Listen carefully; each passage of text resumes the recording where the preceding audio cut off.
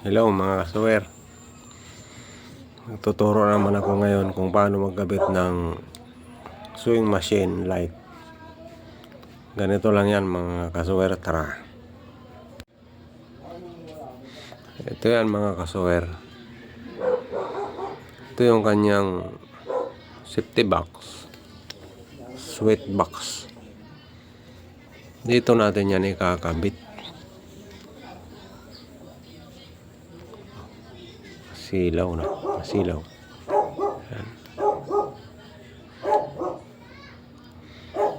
Ito mga kasuwer, itong ating sewing machine light, wala naman itong polarity.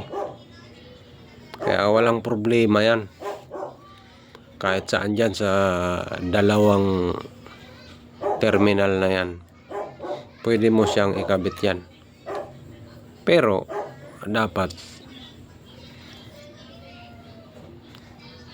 hindi naka plug in yung ating sewing machine.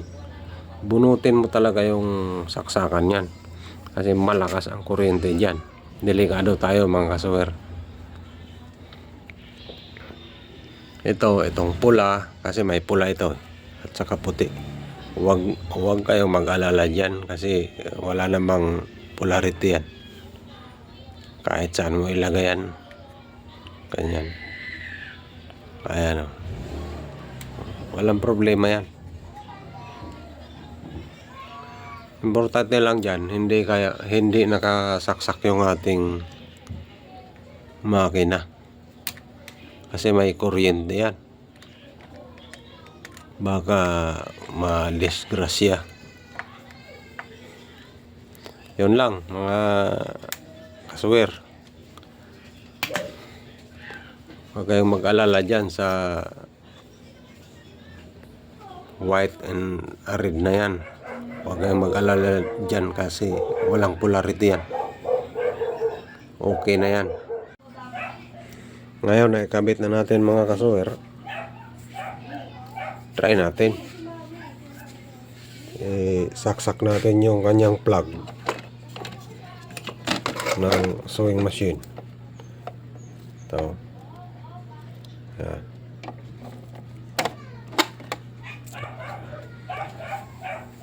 Try natin yun. Hindi ko pa nilagay yung kanyang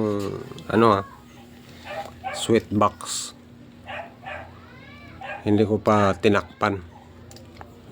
Pero pwede natin yan i-testing. Ayan o. Hindi ko wala pang takip yan kasi yung kanyang post button nandun sa takip kasi. Yung post button. Ito. Ayan yan.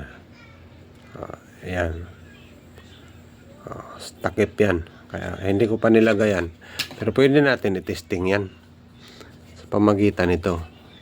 Idiin lang natin to.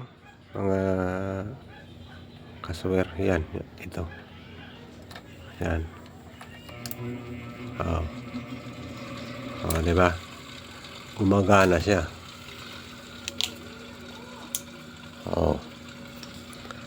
Ayan ang mga kasuwer. Umilaw na.